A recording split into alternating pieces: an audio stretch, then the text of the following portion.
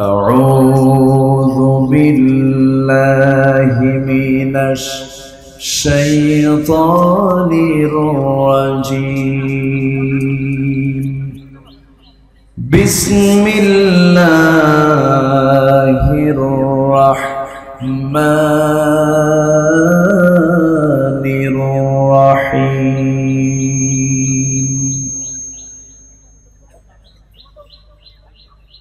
يا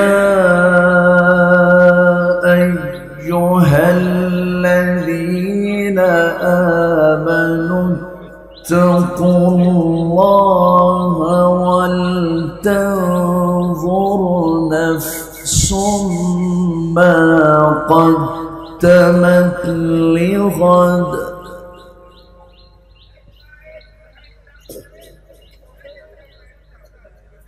ولتنظر نفس ما قدمت لغد واتقوا الله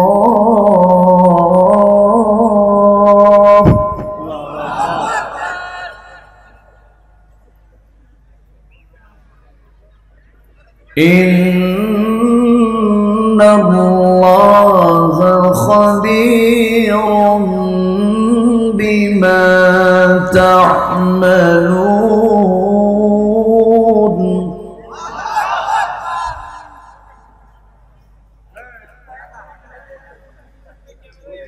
ولا تكونوا كالذين نسوا الله فأنساهم أنفسهم أولئك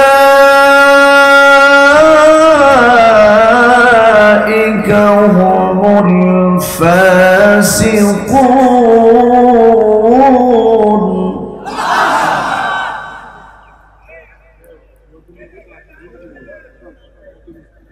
لا يستوي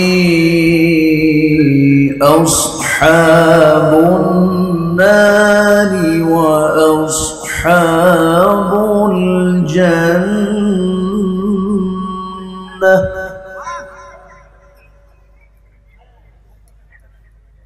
أصحاب الجنة هم الفائزون.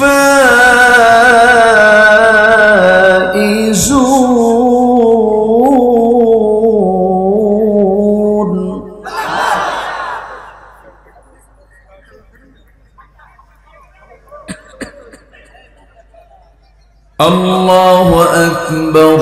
بسم الله الرحمن الرحيم.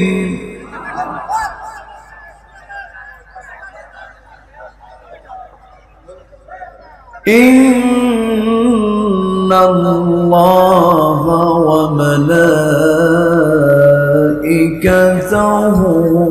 يصلون على النبي. يا أيها الذين آمنوا صلوا عليه وسلموا تسليما. اللهم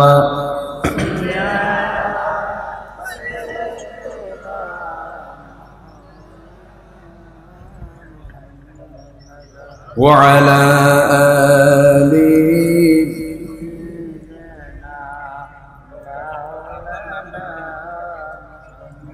একটু মোহব্বত দিয়ে নবীর প্রেমে মাতোয়ারা হয়ে জবান খুলে উচ্চ আওয়াজে সবাই বলুন আল্লাহুম্মা সাল্লি আলা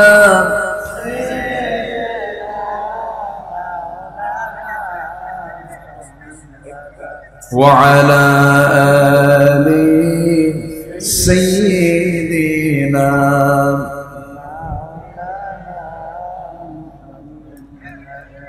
জীবনে কখনো তুমি মিথ্যা বলনি, তাই তো তোমায় পেতে কাঁদে ধরণী, কাঁদে ধরণী।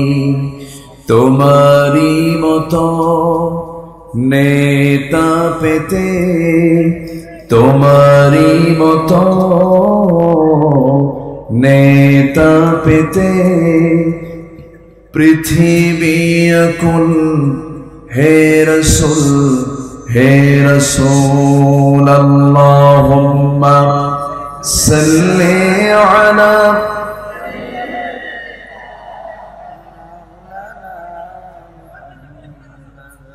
ওয়া আলা আলি।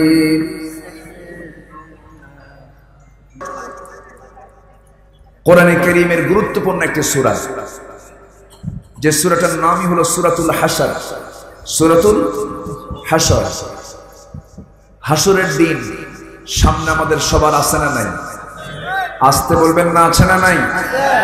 আচ্ছা, হাশরের দিন বিচার করবেন কে? বিচারক হবেন কে? আর সেই বিচার, সেই দিনের বিচার প্রার্থী হবে কারা? বিচার প্রার্থী কারা?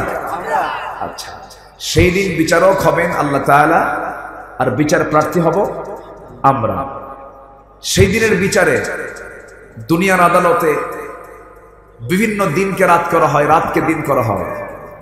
সেই দিনের আদালতে বিচার যা হবে, সেই দিন কি কোনো উৎকোচ, কোনো বিনিময়, কোনো মাধ্যম গ্রহণ করার কি কোনো সুযোগ আছে? কোনো ক্ষমতার মিসইউজ করার কি কোনো সুযোগ আছে? তাহলে দুনিয়ার বিচার হবে একরকম, আখিরাতের বিচারটা হবে সম্পূর্ণ সলিড বিচার হবে।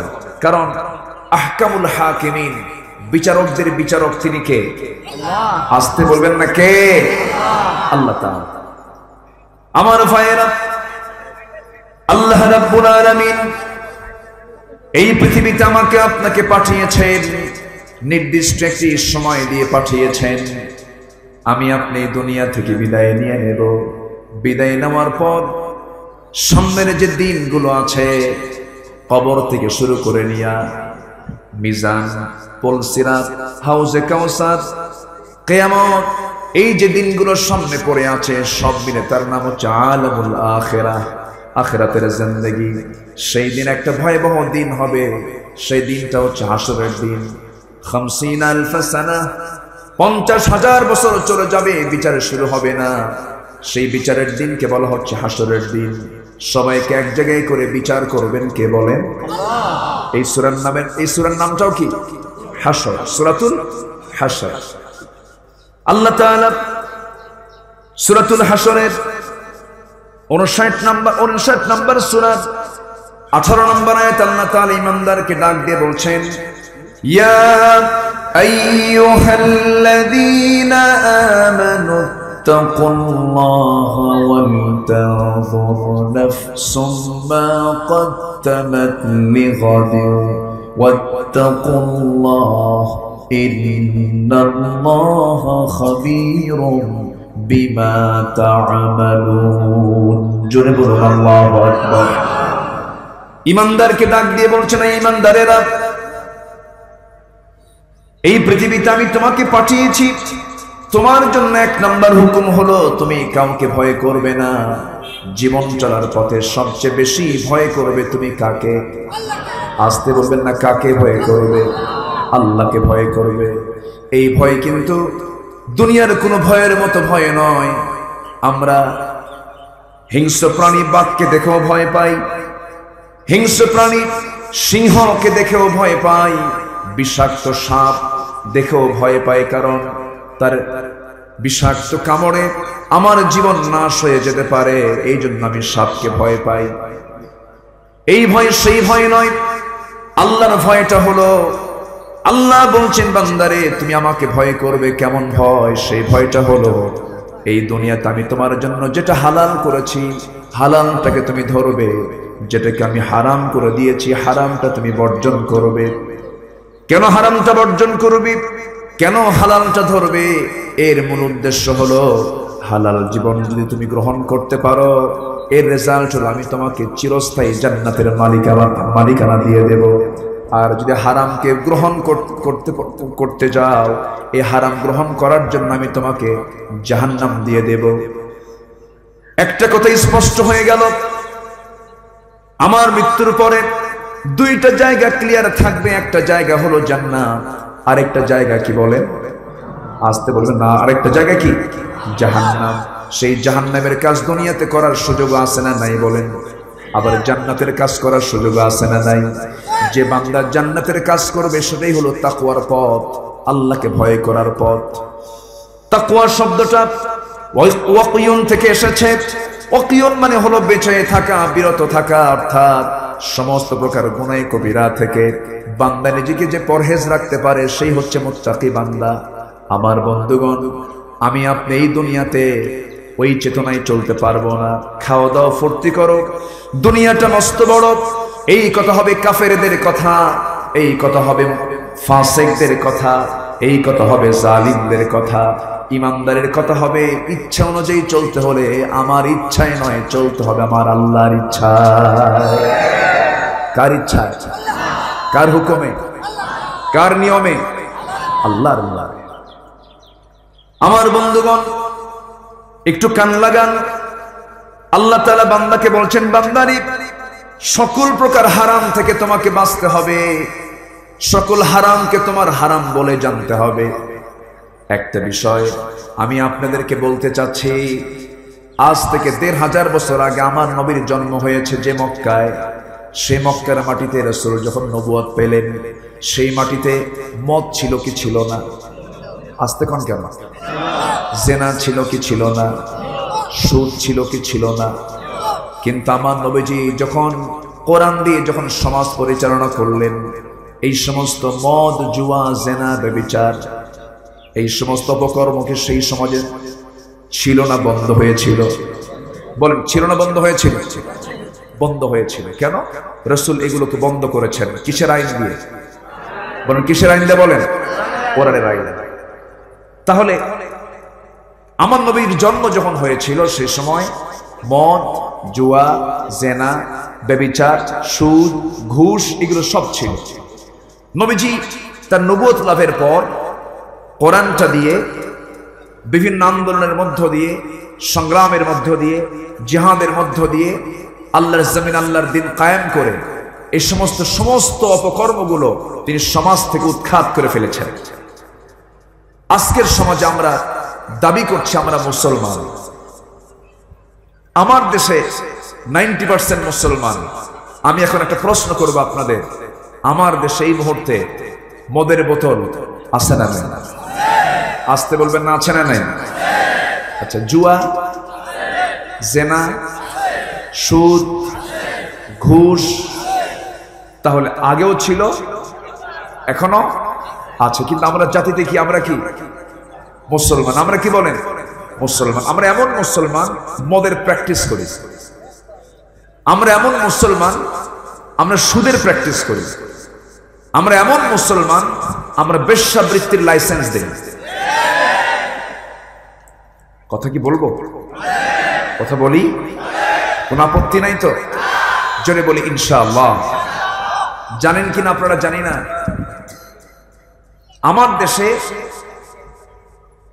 আমার দেশে 21 বছর না হওয়া পর্যন্ত কোন যুবক, কোন ব্যক্তি মদ খেতে পারবে না। 21 বছরের নিচ পর্যন্ত মদ খাওয়া নিষিদ্ধ। 21 বছর যখন হবে তখন সে মদ খেতে পারবে, মদ খাওয়া জায়েজ। 21 বছরের বিয়া, 21 বছরের মদ। এবং বিশেষ দ্রষ্টব্য, শুক্রবারে মদের দোকান বন্ধ থাকিবে। আমার কথা কি বোঝা যায়? আমার কথা বোঝা যায়?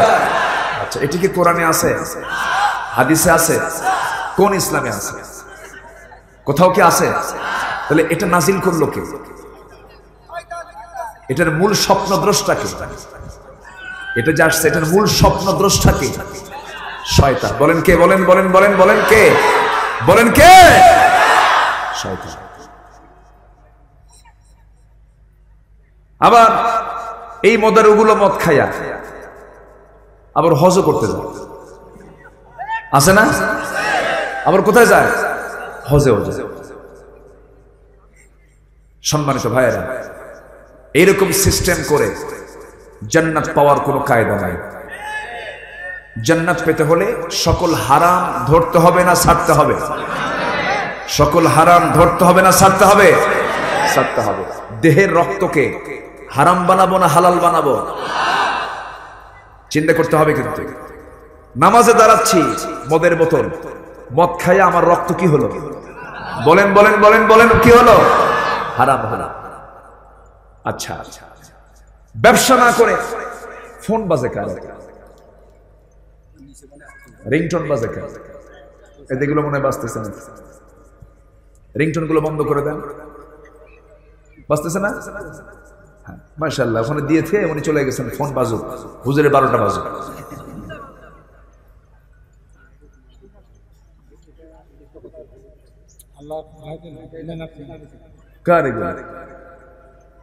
টান দিয়ে ফেলে দেন। ফ্লাইট মোড দিতে পারে না? আমার দিকে তাকান। তাহলে মদ খেলে আমার রক্ত হালাল হলো না হারাম হলো? আচ্ছা, সুদ খেলে মনে হয় জায়েজ হয়। হ্যাঁ, সুদ খেলেও আমার রক্ত হালাল হলো না হারাম হলো? আবার সুদখোর যারা হজে যাওয়ার সময় বলে কি জানেন? হুজুর, হজে যাব, সুদের টাকা তো এটা হারাম, এটা দিয়ে তো হজে গেলে হজ হবে না।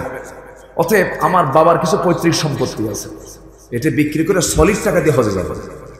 দেখছেন, এটাও বোঝে। আমার কথা কি বোঝা যায়? মানে আল্লাহ তো বোঝে না কিছু, না? মানে আমরা আল্লাহকে ফাঁকি দিতে চাই।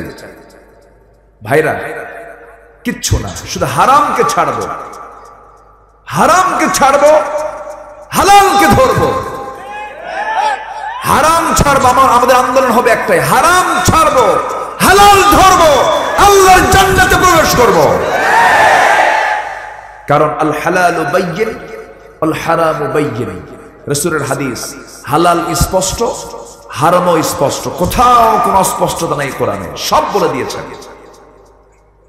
পৃথিবীতে যত খাবার আছে, এই খাবারগুলোর মধ্যে হালাল বেশি খাবার না হারাম বেশি খাবার?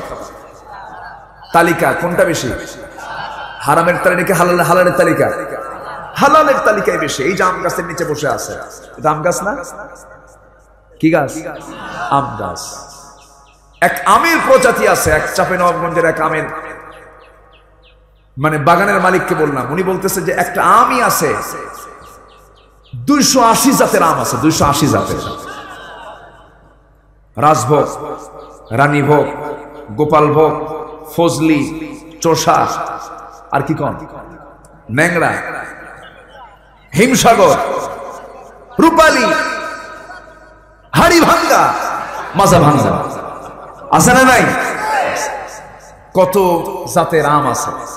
একটা শুধু আমের ভিতরে কত জাত, এত ফলমূল আল্লাহ দিলেন, কত ফল খাবেন, হাজার হাজার ফলমূল। মাছের প্রজাতি কত, কত মাছ, ছোট মাছের মধ্যে কত জাত আছে। এগুলো কোনো কিছুই পছন্দ হয় না। বান্দা কি করে জানেন? আল্লাহ কইলে তুই আঙ্গুর খা, আঙ্গুর পচায় মদ খায়। আঙ্গুর পচায় কি খায়? মদ খায়। মদ কেন খায় জানেন?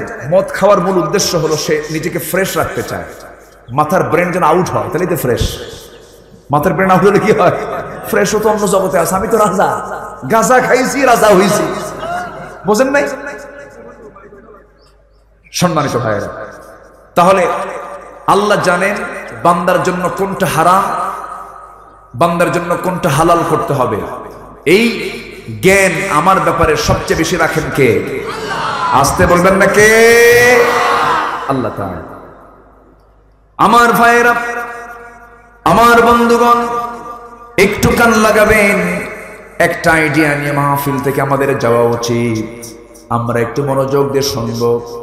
আমরা যেটাই মুখের ভিতরে নেব, জিহ্বায় যেটা নেব, সেই জিহ্বার যে খাবারটা আমি স্বাদটা নেব, সেটা হারাম হতে হবে না হালাল হতে হবে? তলাবু কাসবুল হালালি ফারিদাতুন আলা কুল্লি মুসলিম। প্রত্যেকের জন্য হালালের জ্ঞান অর্জন করা ফরজ। কোনটা হালাল খাবার, কোনটা হারাম খাবার, কোনটা হারাম পথ, কোনটা হালাল পথ, এই বিষয়গুলো আমাকে আপনাকে স্পষ্ট করতে হবে, নচেত জান্নাতের রাস্তা আমরা খুঁজে পাবো না। ধরুন যশোর জেলায় কোনোদিন কেউ যায় নাই, যশোর মূল শহরের মধ্যে ঢুকলে পরে যে কোনোদিন যশোর শহরটা চেনে না, টাউনটা চেনে না, নতুন একটা মানুষ যদি যশোর টাউনের মধ্যে যায়, সমস্ত রাস্তা দুই রকম মনে হবে না একরকম মনে হবে? একরকম মনে হবে। যে বান্দা হারাম খাদ্য বর্জন করে দুনিয়া থেকে বিদায় নেবে, হাসরের ময়দানে কোনো রাস্তায় সে খুঁজে পাবে না। দিক বিদিক ছুটোছুটি করবে, তার জন্য কোনো হেল্পার থাকবে না, তার জন্য কোনো সাহায্যকারী থাকবে না। এমন একটা কঠিন দিন হাসরের দিন।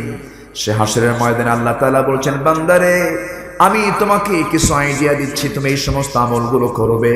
হাসরের ময়দানে আমি তোমাকে মেহমান বানায়া তাকে তোমাকে সম্মান দিয়ে আমি তোমাকে জান্নাতের দরজায় পৌঁছাইয়া দেব। এর মধ্যে এক নাম্বার হলো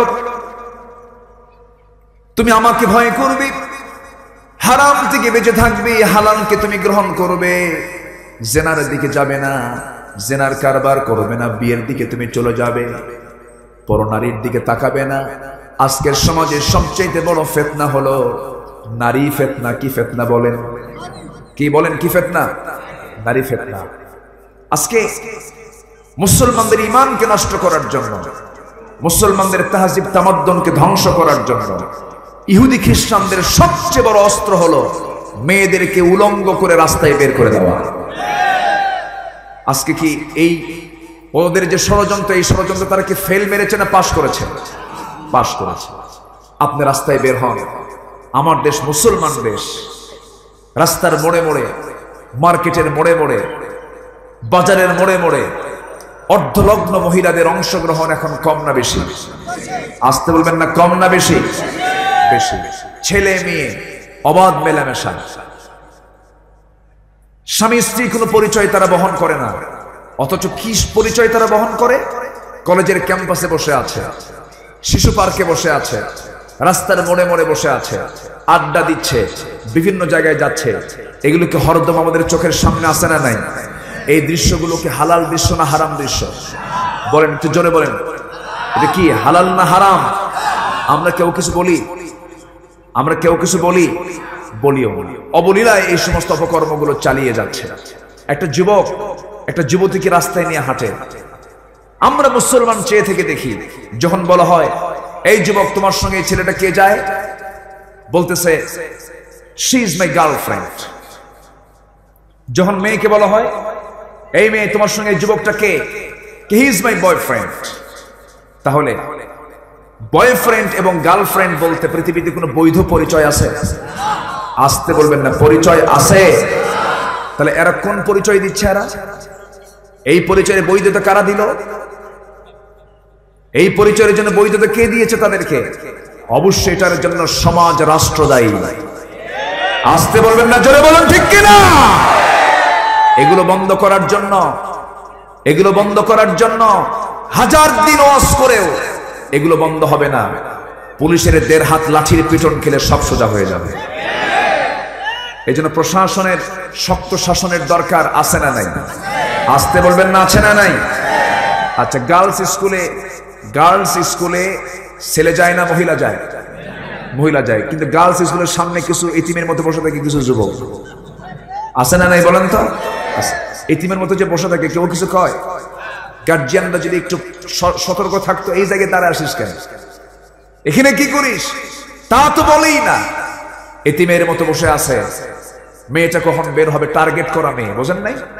মেয়ে বের হবে কখন? যখন বের হলো পিছে পিছে ও যায়, পিছে পিছে গিয়ে বলে, ময়না 3 রাত হলে আমার ঘুম নাই, তুমি কি আনসার দিলা না এখন?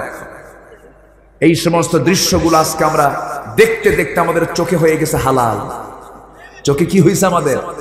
হালাল। সুদ কমন হয়ে গেছে একটা বিষয়, অথচ সুদের সর্বনিম্ন গুনাহ হলো নিজের মার সঙ্গে জেনা করা। জোরে বলি নাউজুবিল্লাহ, জোরে বলি নাউজুবিল্লাহ। তাহলে এই সমস্ত অপকর্মগুলো বন্ধ হওয়ার জন্য শুধু কি ওয়াজ দিয়ে হবে? ওয়াজ দিয়ে হবে না আইন লাগবে? কার আইন লাগবে? আসতে বলবেন না, কার আইন লাগবে? আল্লাহর আইন। আমার ভাইয়েরা, আমার বন্ধুগণ, এই দুনিয়াতে আমি আমার ইচ্ছায় চলতে পারবো না, আমার চিন্তা নিয়ে কোনো সিদ্ধান্ত নিয়ে আমি চলতে পারবো না।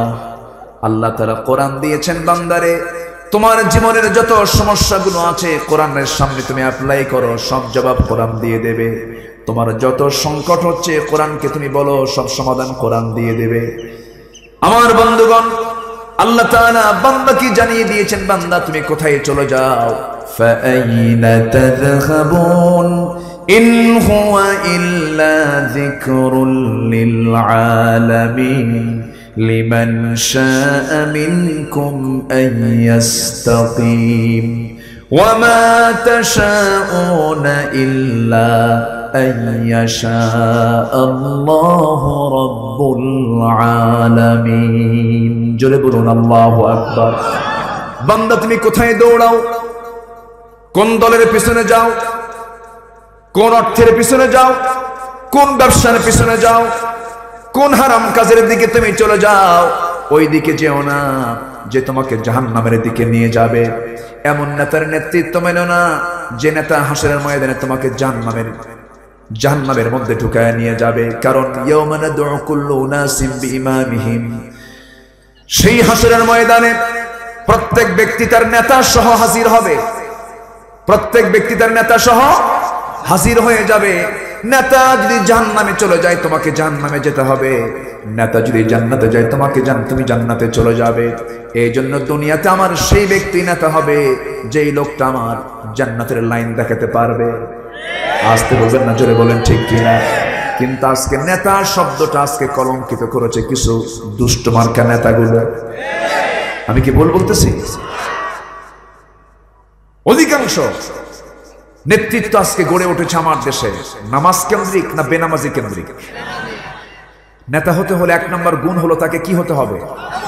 আসতে বলবেন না, কি হতে হবে? আমার নবীজির নেতৃত্ব গঠিত হয়েছে কি দিয়া? বলেন কি দিয়া? বলেন নামাজ দিয়ে। যে নেতার দল, যে দলের নেতা নিজে নামাজ পড়ে না, নামাজের জন্য কোনো কর্মসূচি নাই, সেই দলে যাওয়ারও কোনো দরকার নাই। আমার কথা বোঝা গেল? সেই দলে যাওয়া মানে হারাম পথে যাওয়া। কি পথে যাওয়া বলেন? হারাম পথে যাওয়া। আমার কথা কি বেজার হচ্ছেন? আমার কথা কিন্তু স্পষ্ট। যে দলের নেতা নিজে নামাজ পড়ে না এবং যে দলের ভিতরে নামাজের কোনো কর্মসূচি নাই, নামাজের জন্য কোনো আহ্বান নাই, ওই সমস্ত দল করা যাবে না। দল করা হারাম। দল করে যেতে হবে কার দল? আসতে বলবেন না, দল করবো কার? সেই দলের নেতা হচ্ছেন মুহাম্মদ সাল্লাল্লাহু আলাইহি ওয়াসাল্লাম। আমার বন্ধুগণ, এই নেতৃত্বকে মানতে হবে, কারণ এই নেতৃত্ব আমাকে হাসর পর্যন্ত নিয়ে চলে যাবে। রাসূল বলছেন, ও আমার সাহাবীরা, হাসরের ময়দানে তোমরা আমাকে কোথাও যদি না পাও, আজকে সূরার নাম কি বলেন? হাসর। তোমরা আমাকে কোথাও যদি না পাও, তিনটা জায়গায় তোমরা আমাকে তালাশ করবে, তিন জায়গায় যে কোনো একটা জায়গায় তোমরা আমাকে পেয়ে যাবে। নাম্বার 1, তোমরা আমাকে খুঁজবে মিজানের পাল্লায়। মিজানের পাল্লায় যদি তোমরা আমাকে খুঁজে না পাও, তোমরা আমাকে খুঁজবে পুলসিরাতে। পুলসিরাতেও যদি না পাও বান্দা, নাম্বার 3, তোমরা আমাকে খুঁজবে হাউজে কাউসারে। হাউজে কাউসার কাউকে দেওয়া হবে না। হাউজে কাউসার আল্লাহ তাআলা আমাকে স্পেশালি দান করেছেন। সে হাউজে কাউসার থেকে জান্নাতের পেয়ালা নিয়া, সে হাউজে কাউসার থেকে পানি তুলবো, তোমাকে সুন্দর করে সে হাউজে কাউসারের পানি পান করায় দেব। জনমের মতো তৃষ্ণা নিবারণ হয়ে যাবে। আমি তুমি দুজন মিলে একসঙ্গে জান্নাতে প্রবেশ করব। জোরে বলে সুবহানাল্লাহ। সেই হাসরের রাস্তা ক্লিয়ার করার জন্য দুনিয়াতে সমস্ত কিছু ক্লিয়ার করে যেতে হবে। দুনিয়াতে নেতা নির্বাচন করে যেতে হবে, দল নির্বাচন করে যেতে হবে, হারামকে বর্জন করতে হবে, হালালকে ধরতে হবে। তিনটা জিনিসের যত্ন নেব আমরা। সবার জীবনে তিনটা জিনিসের যত্ন নেওয়া দরকার। নাম্বার 1 হলো সবকিছুর আগে ইমানের যত্ন নেব আমরা। কিসের যত্ন বলেন? সুদ খাইলে ইমানের যত্ন হবে, জেনা করলে ইমানের যত্ন হবে, মদ খেলে ইমানের যত্ন হবে। ইমানের যত্ন সবার আগে। সব হারাবো কিন্তু ইমান হারা হওয়া যাবে না। দুনিয়ার সব বিসর্জন দিয়ে দেব কিন্তু ইমানকে আমরা কখনো নষ্ট করতে পারবো না। সাহাবীরা কি না করেছেন ইমানকে রক্ষা করার জন্য? আমার নবীজি মক্কা থেকে মদিনায় হিজরত করলেন। হিজরত করে চলে আসছেন মদিনায়। একজন সাহাবী জানেন না, আবু সালমা তার নাম। আবু সালমার সঙ্গে সঙ্গে স্ত্রী উম্মে সালমাকে ডাক দিয়ে বলছেন, উম্মে সালমা, আমার প্রাণের চেয়ে প্রিয় রাসূল মক্কায় নাই, তিনি মদিনায় হিজরত করেছেন, আমি মদিনায় যাব, চলো তোমাকে সঙ্গে করে নিয়ে যাই। স্ত্রী বলছেন, স্বামী গো চলুন আমরা পরিবার সহ চলে যাই। একটা ছোট্ট বাচ্চা 4 বছর বয়স, ওই সন্তানকে কোলের মধ্যে ধারণ করে নিয়ে আবু সালমা উম্মে সালমা তার পরিবার নিয়ে যখন রওনা দিয়েছেন, মাঝপথে এসে আবু সালমার ভাইরা আবু সালমাকে আটকায় ফেললো। উম্মে সালমান আত্মীয় স্বজন তাকে আটকে ফেললো। আটকিয়ে ফেলে আবু সালমার ভাইরা করলো কি, তার ছেলেকে জোরপূর্বক নিয়ে চলে গেল। উম্মে সালমা তার স্ত্রী শ্বশুর বাড়ির লোকজন এসে উম্মে সালমাকে জোরপূর্বক নিয়ে চলে গেল। বলো হলো, আবু সালমা তুমি একাই চলে যাও। আবু সালমা মুস্কি হাসি মেরে বলছেন, তোমরা আমার বউ নিয়েছো, তোমরা আমার সন্তানকে ছিনিয়ে নিয়েছো, কিন্তু তোমরা আমার ঈমানকে ছিনিয়ে নিতে পারো নাই। আমি সব ছেড়ে চলে গেলাম, সব ছেড়ে আমি রওনা দিলাম। সব ছেড়ে উম্মে সালমার স্বামী আবু সালমা উম্মে সালমাকে রেখে, সন্তানকে রেখে মদিনার উদ্দেশ্যে রওনা করলেন। মদিনায় গিয়ে হাজির হলেন। উম্মে সালমা বাপমার দ্বারা আক্রান্ত হয়ে গেলেন। তাকে আটকিয়ে রাখা হলো, গৃহবন্দী করে রাখা হলো। 1 বছর চলে গেল। আবু সালমার একটা কলিজার টুকরা সন্তান, বয়স 4 থেকে 5 বছর, সেটাও তারা ভাইরা নিয়ে চলে গেছে। আবু সালমা মদিনায় বসা আছেন।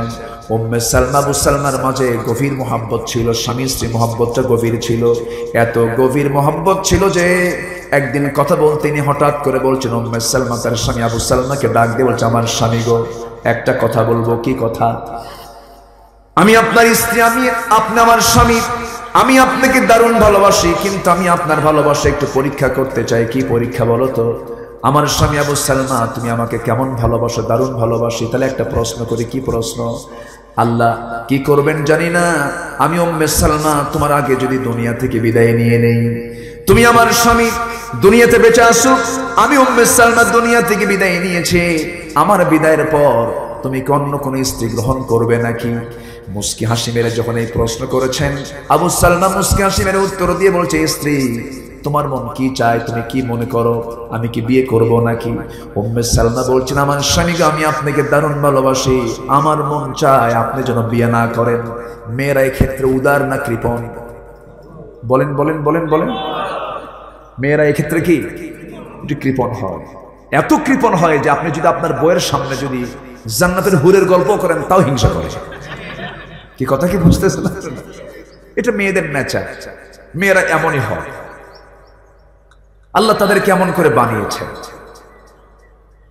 হুরের গল্প অন্তত দিনের বেলা করবেন, রাত্রে শোয়ার সময় করা যাবে না। কিন্তু রাত্রে শোয়ার সময় হুরের গল্প করলেন, কিন্তু মনে করেন শেষে উত্তর পাবেন যে শোনো, এত গল্প যখন করতেইছ তুমি হুর নিয়ে শুয়ে থাকো। কি কথা কি বোঝা গেল?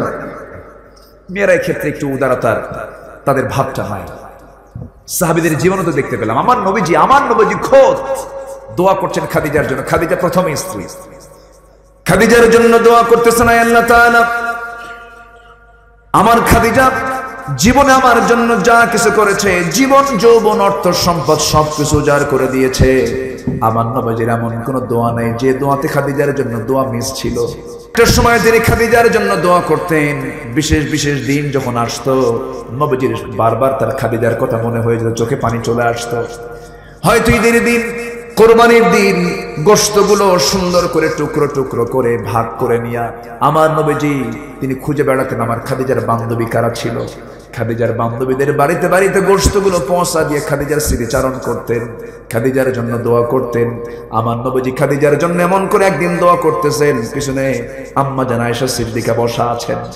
দোয়া যখন শেষ হয়ে গেল, আম্মা জান আয়েশা সিদ্দিকা বলছেন, ইয়া রাসূলুল্লাহ আপনি এত দোয়া করেন, ওই বুড়ি মহিলার জন্য এত দোয়া কিসের? কি কথা কি বুঝতেছেন? ওই বুড়ির জন্য এত দোয়া করেন কেন? আমরা কি নাই? আমার নবীজি তার চক্ষুলান হয়ে গেল, একটু চক্ষু রক্তিম আকার ধারণ করলো। বলছেন, ও আয়েশা, আমার খাদিজার ব্যাপারে তুমি যে মন্তব্য করেছো আর সামনের দিকে এগিয়ে যেও না। আমার খাদিজা হলো দুঃখের কালের স্ত্রী, যে সময় আমার পাশে কেউ ছিল না। আমার খাদিজা হলো এমন কঠিন সময়ের স্ত্রী, যে সময় মক্কার মানুষগুলো আমাকে মারতে আসে, খাদিজা আমাকে রক্ষা করে। যে সময় আমার হাতে কোনো টাকা পয়সা ছিল না, আমার খাদিজা তার সমস্ত সম্পত্তি আমাকে উজাড় করে ওয়াকফ করে দিয়েছিল। আমার খাদিজা আমার জন্য যা করেছে, এই পৃথিবীর কোনো মানুষ আমার জন্য তা করতে পারবে না। অতএব খাদিজার ব্যাপারে তুমি এমন মন্তব্য করতে যাও না। একটা কথা আয়েশা তোমাকে জেনে রেখে দিচ্ছি, যে খাদিজাকে কষ্ট দেবে সে আমাকে কষ্ট দেবে, যে আমাকে কষ্ট দেবে সে আল্লাহকে কষ্ট দেবে। আমার ভাইয়েরা, কথায় তো কথা বেড়ে যায়।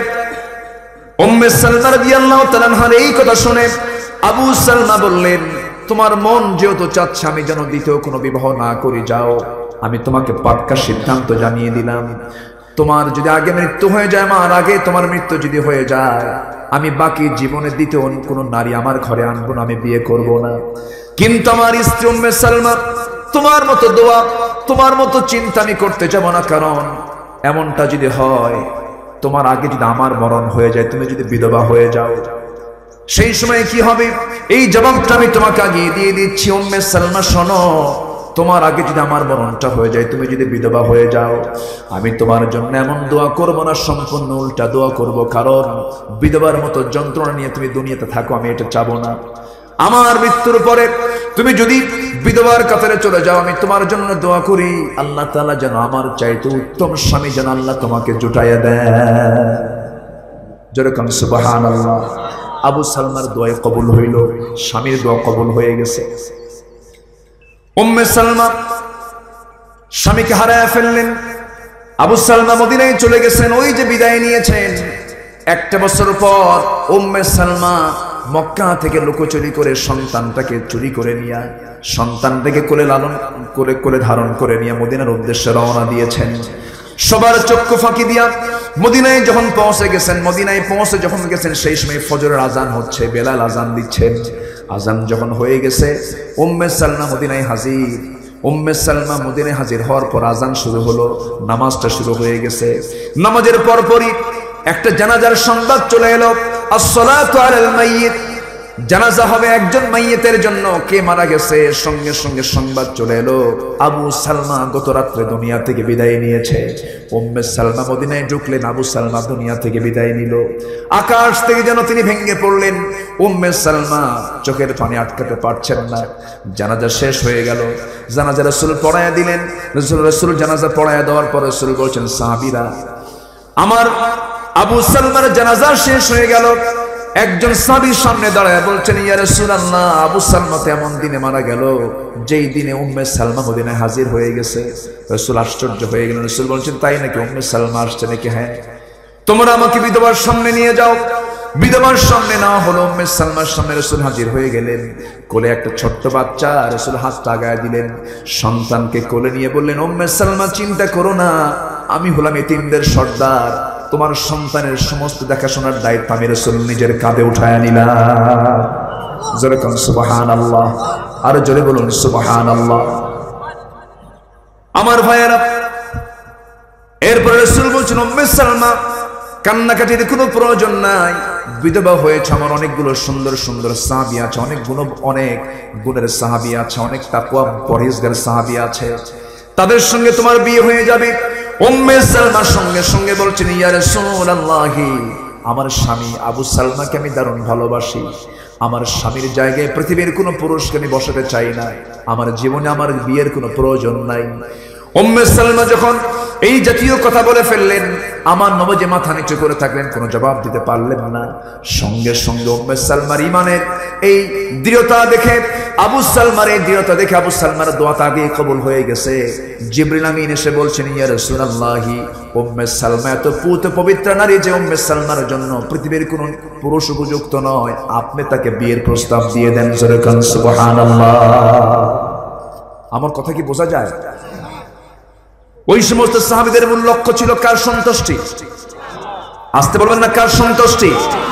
আমার নবীজি মক্কা থেকে মদিনায় হিজরত করেছেন। সাহাবে কেরামদের বড় বড় খেজুর বাগান ছিল। ঈমান আগে না খেজুর বাগান আগে? আসতে কয়টা নয়, ঈমান আগে না খেজুর বাগান আগে?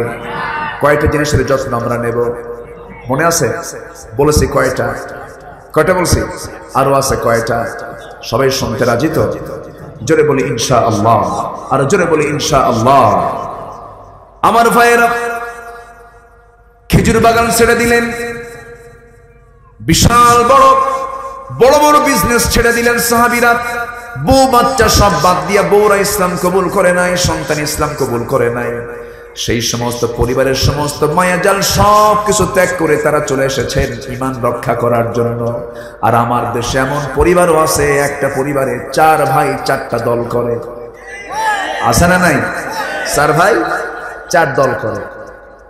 4 দল যদি এক পরিবারে 4 জন করে, ওর কি আর সমস্যা আছে? কোন যে দল ক্ষমতায় থাকে তার অপোজিটের ভাইরা বলে, ভাই তোর দল তো এখন ক্ষমতায়, তুই আমাদের 5 বছর দেখবি, আমরা যখন ক্ষমতায় আসবো তখন আমরা দেখবো তোরে 5 বছর। এই অ্যাডজাস্ট করে সমঝোতা করে দুনিয়া চালাতে পারো, জান্নাত পাবা না, পাবা না, পাবা না। দল করে যেতে হবে কার? আসতে বলবেন না কার? সেই ঈমানকে রক্ষার জন্য যদি প্রয়োজনে রক্ত দিতে হয় রাজি আছেন? জানমাল দিতে হয় রাজি আছেন? রাজি আছেন কারা কারা? হাত উঁচু করে দেখান মুসলমান।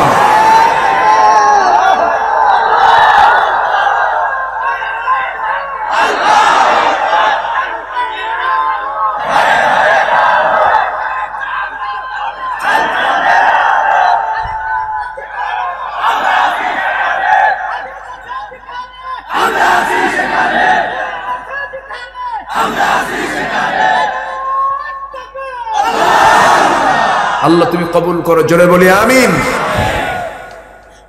আমার নবীর ঘরের মানুষ, আমার নবীর ঘরের মানুষ আবু তালেব জান্নাতি না জাহান্নামী? বলেন জান্নাতি না জাহান্নামী?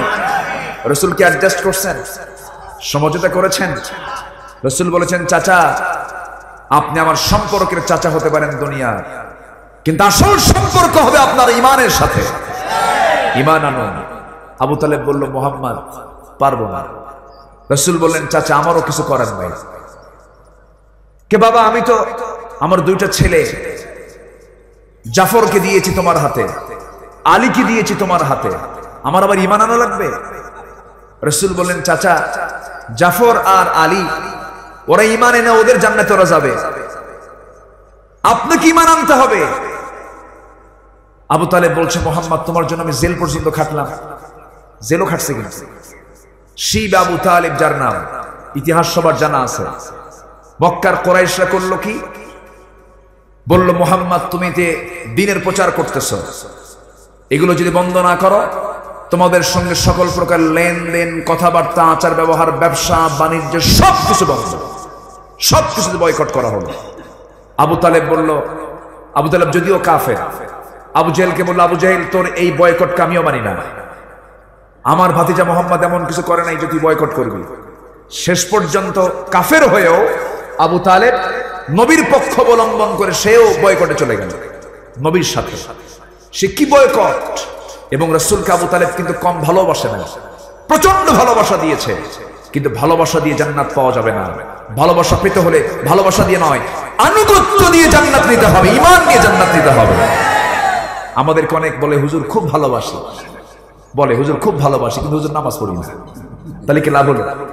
তাহলে কি লাভ হলো? হলো না। আলেমদেরকে খুব ভালোবাসে, আলেমদের জন্য চোখের পানি ফেলে ফেলে কান্দে, কিন্তু এদিকে ফাঁসি হয় চুপ করে বসে থাকে। এত সস্তা নয় জি, এত সস্তা নয়। ভাববেন না যে ক্ষমতার মসনদ চিরস্থায়ী থাকে, এটা ভাববেন না। বন্যা যখন আসে তখন মাছ পিঁপড়াগুলোকে ধরে ধরে খায়, কিন্তু বন্যা যখন চলে যায়, যখন বন্যা থাকে না, ওই পিঁপড়া আবার মাছকে ধরে ধরে খায়। এটা ভাববেন না যে এক সময় এক তালে আমরা সারা জীবন থাকবো। জুলুমকে আল্লাহ তাআলা সহ্য করেন না, জুলুমকে আল্লাহ তাআলা সহ্য করেন না। কতই বা কি করতে পারবেন? যারা জালিম, যারা ফাসিক, জীবনটাই নেওয়া যেতে পারে কিন্তু ঈমান নেওয়া যেতে পারে না, ঠিক কিনা? মৌচাকে মধু থাকে, মধু মানুষ চুরি করে আনে, মৌমাছি শুধু দেখে, কিছু বলে না। এক পাখি এসে বলতেছে, মৌমাছি এত কষ্ট করে ফুল ফল থেকে ঘ্রাণ, ফুল ফল থেকে এই সমস্ত রসগুলো নিয়ে এসে তুমি মধু বানাও, মৌচাকে এত কষ্ট করে মধু বানাও, আর সেই মধু মানুষ চুরি করে নিয়ে যায়, তুমি কিছু, তোমার কি কষ্ট হয় না? মৌমাছি বলে আমার কোনো কষ্ট নেই, তারা শুধু আমার মধুটাই চুরি করতে পারে, কিন্তু আমার কৌশল চুরি করতে পারে না। কি চুরি করতে পারে না? কৌশল চুরি করতে পারে না। হ্যাঁ, তোমরা জুলুম করতে করতে, অত্যাচার করতে করতে জীবনটা নিতে পারো, ঈমান নিতে পারো না, পারো না, পারো না। আমরা ঈমান নিয়ে থাকবো। রাজি আছেন তো সবাই? কি নিয়ে থাকবো? সুদের ধারে যাব না। রাজি আছেন? জেনার ধারে যাব না। সবাই রাজি আছেন? মদের বোতলে হাত দেব না। আলেমরা তো মদের বোতলে হাত দেয় না। মদের বোতলে হাত দেয় কারা? কাদের ঘরে মদের বার পাওয়া যায়? ধরতে গেলে বাড়ির মধ্যে বড় বড় মদের বোতল পাওয়া যায়। এদিকে আলেমদের বাড়িতে পাওয়া যায়। কষ্ট হচ্ছে আপনাদের? কথা বললেই তো দোষ হয়ে যায়। কথা বলি কোনো কষ্ট, কোনো অসুবিধা? আজকে আমার দেশে বাহির থেকে পতিতারা আসে, নর্তকীরা আসে আমার দেশে বেড়াতে। হ্যাঁ, বেড়াতে আসে। কি বলবেন? জঘন্য মহিলারা জামিন পায়, আলেমরা জামিন পায় না। উচিত ছিল আইন সবার জন্য কি করা? সমাজ করা। আল্লাহ তুমি সবাইকে বোঝার তৌফিক দাও। জোরে বলি আমিন। আমরা হাসতে হাসতে জীবন দেব, কিন্তু ঈমান দেব না। জোরে বলি ইনশাআল্লাহ। জোরে বলি ইনশাআল্লাহ। খোবাবের কথা কে না জানেন? মদিনার উপকণ্ঠ থেকে তাকে ধরে এনে জেলখানায় আটকে রেখে বলল, খোবাব ঈমান ছাড়। খোবাব বলেন, ঈমান ধরছি কি ছাড়ার জন্য? মেরে ফেলে দে, টুকরো টুকরো কর। জেলখানায় রেখে খাবারই বন্ধ করে দিস। ভাবতেছে তুই না খায় মর। খোবাবের ঈমানটা কত পাকাপোক্ত ঈমান! আল্লাহ তাআলা বরাদ্দ করলেন তার জন্য জান্নাতের খাবার। 2 মাস চলে যায়, খাবার নাই। 2 মাস। সবাই বলে খোবাব বেঁচে আছে কেমন? ওর খাবার তো নাই।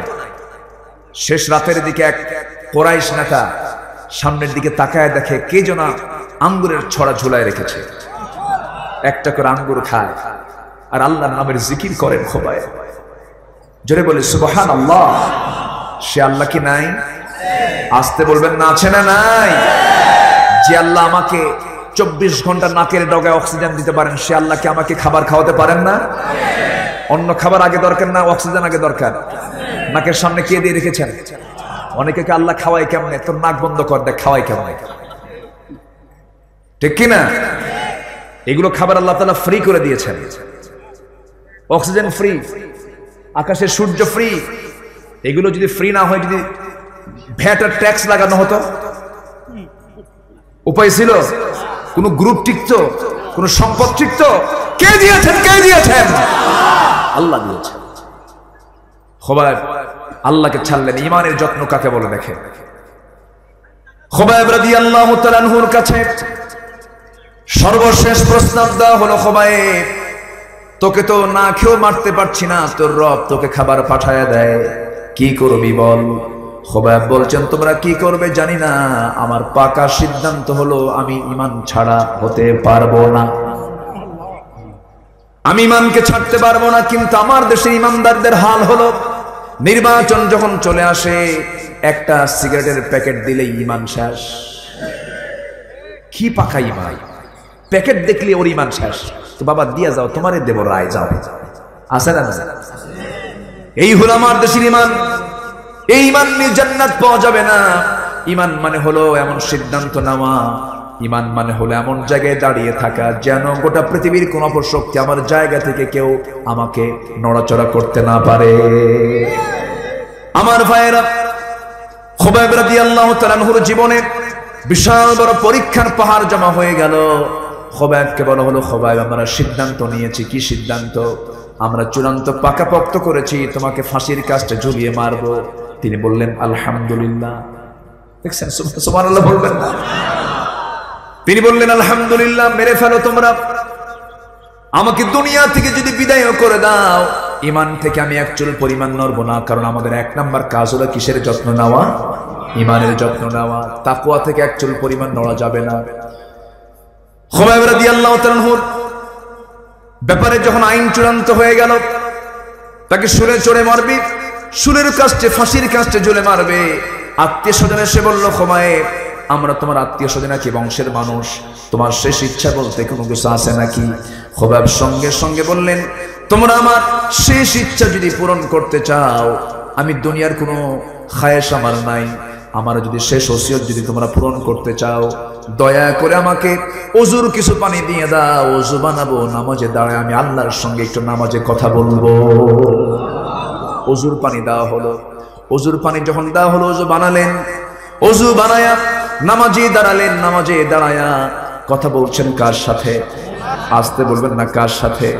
আমরা নামাজে যে দাঁড়াই কথা বলি কার সাথে? আসতে বলি না, কার সাথে? সেই নামাজ কথা বলার জন্য আল্লাহ তাআলা টাইম দিয়েছেন কয়টা টাইম দিয়েছেন বলেন?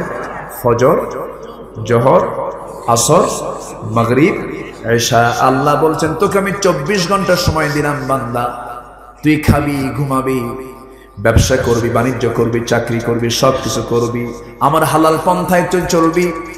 আজান যখন দিয়ে দিবি, নামাজে দাঁড়াবি, নামাজটা পড়ে সমস্ত কাজগুলো করবি, সমস্ত কাজ আমি তোর ইবাদত বলে গণ্য করে নেব। কার কথা?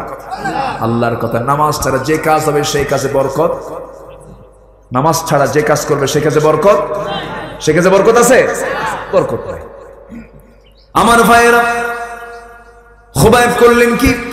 ওযুর পানি দেওয়া হলো, ওযু বানালেন, নামাজে দাঁড়ায় গেলেন, নামাজ শুরু করেছেন।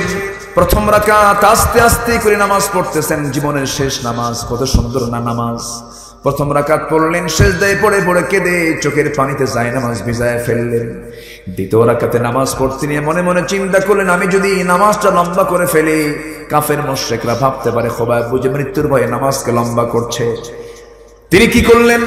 সঙ্গে সঙ্গে তিনি একটু তাড়াহুড়ো করে দ্বিতীয় রাকাতের নামাজটা শেষ করে সালাম ফিরলেন। সালাম ফিরে হাতটা আকাশের দিকে তুলে বলছেন, আকাশের মালিক আল্লাহ তাআলা, আমি খুবাইব তোমার নগণ্য গোলাম, আজকে 4-5 মাস ধরে তারা আমাকে জেলখানে আটকে রেখে না খেয়ে রেখেছে। আল্লাহ, আমি আর দুনিয়ার খাবার খেতে চাই না, আমি জান্নাতের খাবার খেতে চাই। আল্লাহ, আমি দুনিয়া থেকে আর দুনিয়ার কোনো খাবার আমার চাওয়া নাই। তোমার কাছে আমার প্রার্থনা, আল্লাহ আমি যদি দুনিয়া থেকে বিদায় হয়ে যাই, তোমার কাছে ফরিয়াদ করছি, আল্লাহ আজকে 3-4 মাস হলো রাসূলকে দেখি না, নবীর চেহারার দর্শন আমার চোখে আমার কোনো নসিবে হয় না, নবীজিকে আমি দেখতে পাই না, নবীর সঙ্গে কথাও বলতে পারি না, আমাকে তারা জেলখানে আটকে রেখেছে। আমি যদি আজকে দুনিয়া থেকে বিদায় হয়ে যাই, আমার বিদায়ী সালামটা তুমি আল্লাহ আমার নবীর দরবারে পৌঁছাইয়া দিও। বিদায় নিচ্ছেন নবীজির কাছ থেকে, চাইতেছেন কার কাছে? আল্লাহর কাছে। আমাদের জীবনের সবচেয়ে প্রিয় দুজনকে, 1 নাম্বার কে? আসতে বলবেন না, কে?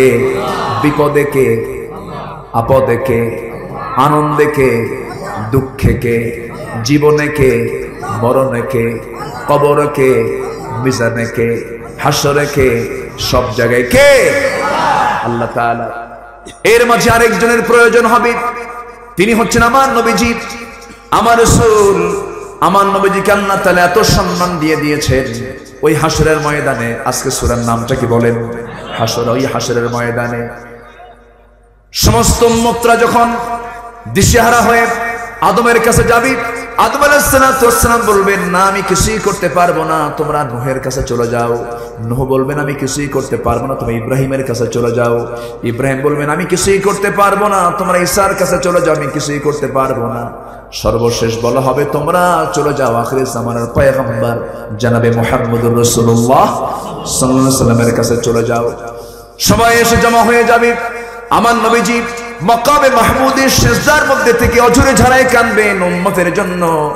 গোটা দুনিয়ার সমস্ত মানুষ কাঁদবে, সবাই অস্থির হয়ে যাবে নাফসি নাফসি বলতে বলতে। আর আমার নবীজি দুনিয়াতেও তিনি উম্মতের জন্য কেঁদেছেন, কবরে শুয়ে শুয়েও কাঁদছেন। কাল হাসরের ময়দানে সবাই বলবে নাফসি নাফসি, আমার নবীজি বলবেন উম্মতি উম্মতি। আমার নবীজি উম্মতি উম্মতি বলে কাঁদবেন। সেজদা থেকে মাথা উঠাবেন না। আল্লাহ বলবেন আমার হাবিব সেজদা থেকে মাথা উঠান না কেন? সঙ্গে সঙ্গে রাসূল বলবেন আল্লাহ আমি সেজদা থেকে তখনই মাথা উঠাবো যতক্ষণ না তুমি আমার সমস্ত উম্মতকে না মাফ করে দিয়েছো। তুমি মাফ করে দাও, আমি একটা উম্মতকেও আমি না নিয়ে জান্নাতে যাব না, সবাইকে আমি জান্নাতে যাব। আমার নবীজির এত শান, এত মর্যাদা, এত আল্লাহ পাক তাকে এত মর্যাদা দিয়েছেন। আমার নবীজি যখন মারা যাবেন মুমূর্ষু অবস্থা, মালাকুল মউত এসে জান কবজ করবে, জান কবজের জন্য প্রস্তুতি নিচ্ছেন।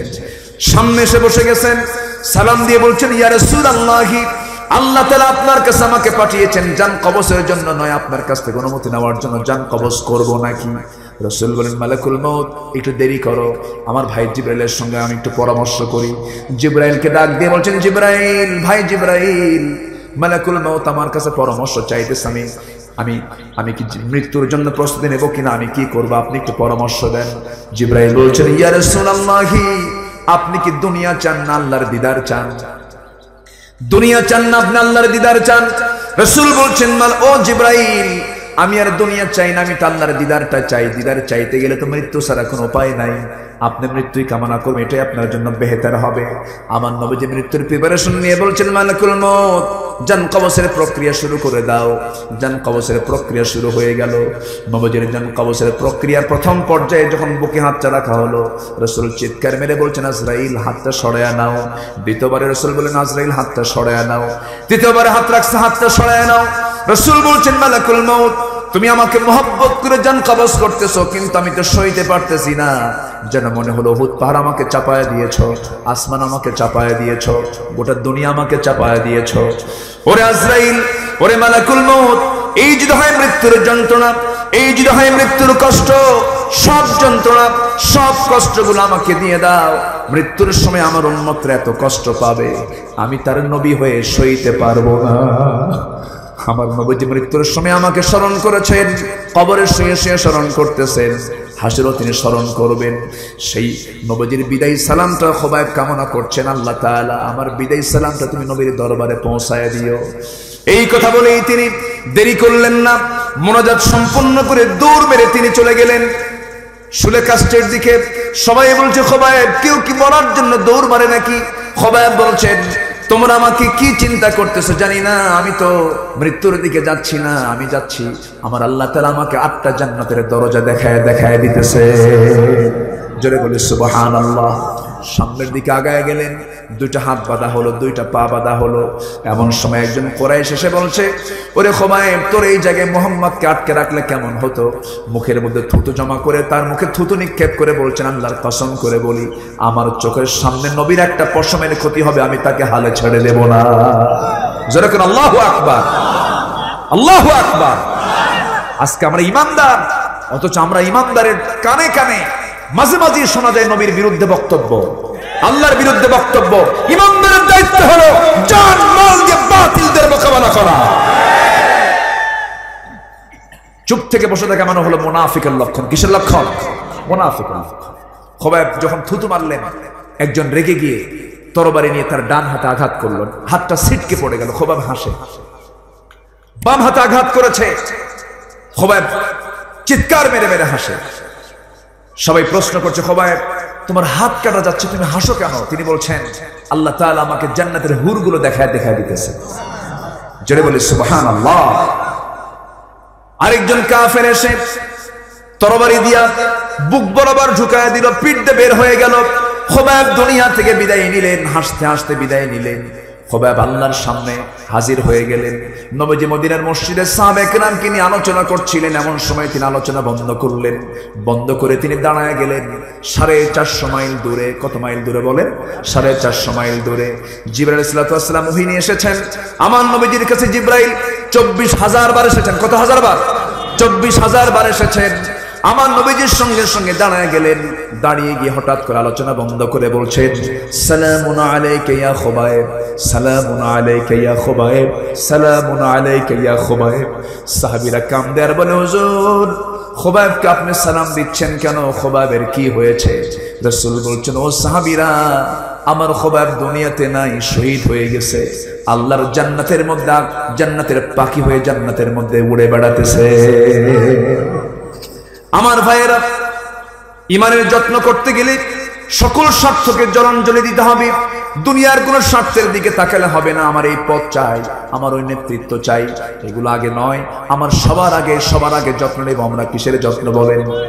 আসতে বলবেন না, কিসের যত্ন নেব আমরা? ইমানের যত্ন নেব। আল্লাহ তাআলা বলছেন, বান্দারে হাসরে আসতে হবে তোমাকে আমার সামনে, আমি তোমার বিচার করব। অতএব তুমি কি করবে? আমার ভয় করবে। ওয়াল তানজুর নাফসুম মা কদ্দামাত লিগাদ, এবং তুমি লক্ষ্য করবে আগামী কালের জন্য তুমি কি আনতেছো। লিগাদ মানে আগামীকাল, মানে হাসরের ময়দানের জন্য তুমি কি আনতেছো, প্রস্তুতি নিয়ে থাকো। আবার বলছেন ওয়াত্তাকুল্লাহ, সাবধান, তুমি আমাকে ভয় করো। ইন্নাল্লাহ খাবীরুম বিমা তা'মালুন, তুমি যা করো সব জানেন কে? আস্তে, সব জানেন কে? এরপর আল্লাহ তাআলা বলছেন, ওয়ালা তাকুনু কাল্লাযীনা নাসুল্লাহা ফাআনসাহুম আনফুসাহুম উলাইকা হুমুল ফাসিকুন। ফাসিক কারা? আল্লাহ নিজে বলতেছেন। শুনি আমরা, শুনি একটু। ফাসিক কারা একটু শুনি। ফাসিক কারা? ফাসিক তো তারাই আল্লাহর ভাষায়, তোমরা আল্লাহ কি কখনো ভুলে যেও না। তোমরা আল্লাহকে ভুলে যেও না মানে আজান শুনলে নামাজ, বলেন আজান শুনলে নামাজ ছেড়ে দিও না। হারাম দেখলে হারামে যাইও না। হালাল খুঁজে খুঁজে বের করবে, এটাই হচ্ছে আল্লাহকে স্মরণ করা। খবরদার তোমরা আল্লাহকে ভুলে যেও না। যদি ভুলে যাও ফানসাহুম আনফুসাহুম উলাইকা হুমুল ফাসিকুন, আল্লাহ তাআলা বলছে যদি ভুলে যাও জেনে রেখে দিও, আমি বলছি এরাই হলো ফাসিক। এরা কি বলেন? ফাসিক। যে আল্লাহকে ভুলে যাবে সে চুরি করবে, যে আল্লাহকে ভুলে যাবে রাস্তার টাকা মেরে খাবে, যে আল্লাহকে ভুলে যাবে বান্দাকে হত্যা করবে, যে আল্লাহকে ভুলে যাবে সে দিনকে রাত করবে, যে আল্লাহকে ভুলে যাবে হারামকে হালাল বানাবে। মদের ঈদ মানি না আমরা। সম্মানিত ভাইয়েরা, আজান দিল নাকি? হ্যাঁ, যে আজান হচ্ছে, সমস্যা নাই, আমিও শেষ করব, সময় খুব অল্প। 20 নম্বর আয়াতে আল্লাহ তাআলা বলছেন, সর্বশেষ আমি 3টা আয়াত তেলাওয়াত করেছি, 2টা আয়াত আমি শেষ করলাম। আল্লাহ তাআলা ডাকতেছেন কাদেরকে? ঈমানদার। আমরা এখানে বসে আছি কারা? ঈমানদার। ঈমানদারকে ডাক দিয়ে বলতেছেন, মুরব্বি ওঠেন কেন? বসেন, একটু বসেন না, আমরা তো যাব, আমিও যাব, আপনিও যাবেন।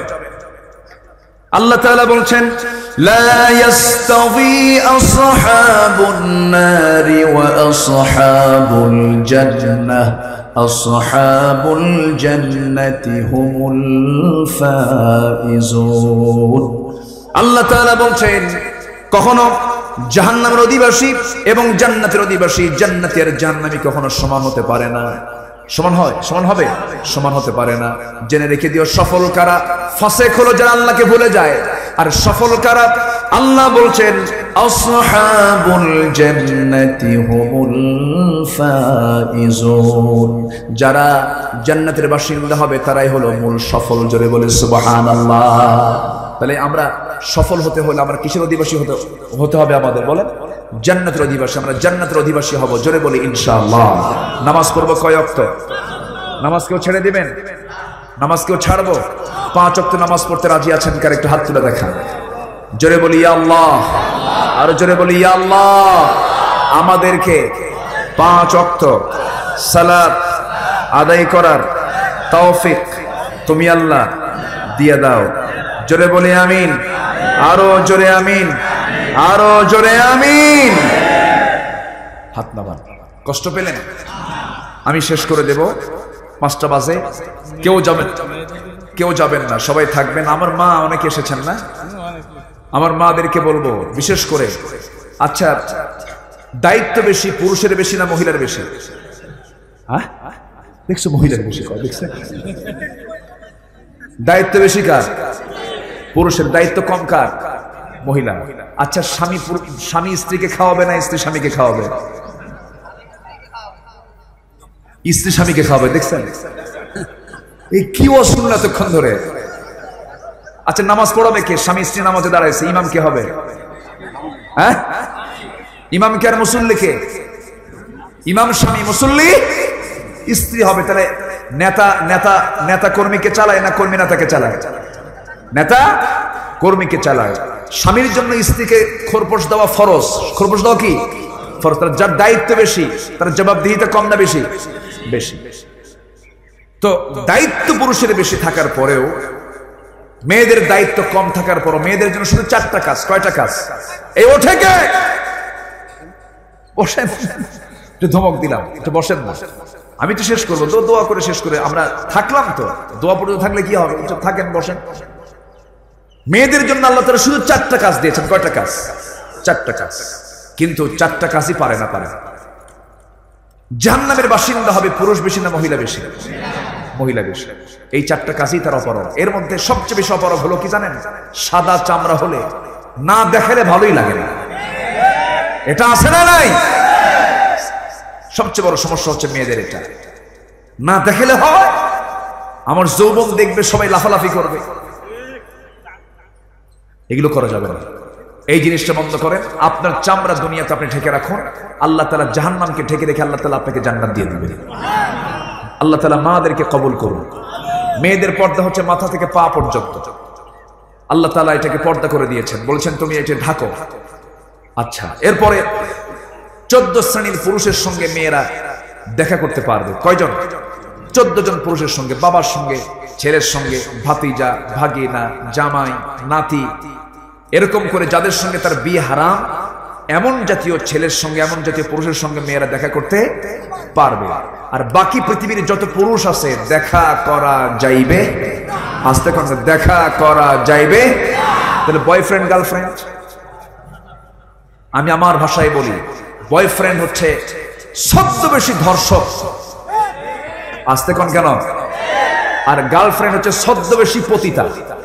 ছদ্মবেশী পতিতা। বাস, আমি এর চাইতে আর ভাষা পাচ্ছি না। ক্লিয়ার কথা। যে বলবে গার্লফ্রেন্ড ভাববেন যে ওটা পতিতা। যে বলবে কি বলে, যে বলবে বয়ফ্রেন্ড বলবে ভাববেন কি ওটা কি ধর্ষক। ওটা কি বলেন? ধর্ষক। বাস, ক্লিয়ার কথা। আল্লাহ তুমি মাদেরকে সুন্দর করে পর্দা অবলম্বন করার তৌফিক তুমি আল্লাহ দিয়ে দাও। আজান হয়েছে, অনেকে কষ্ট পাচ্ছেন। আমরা এখানে নামাজ পড়বো একসাথে। নামাজ পড়বেন না? এখানে নামাজ পড়ার পরিবেশ আছে না? এখানে আছে না? এখানে কি বসার জন্য কি দিছে? চট আছে। যদি যার ওযু আছে সোজা, কেবলা কোন দিকে? এইদিকে তো কেবলা। এইদিকে আমি কোন দিকে নামাজ পড়লাম? ও, তাহলে এইদিকের কেবলা এইদিকে না? এরকম হয়, এলোমেলো হয়েছে।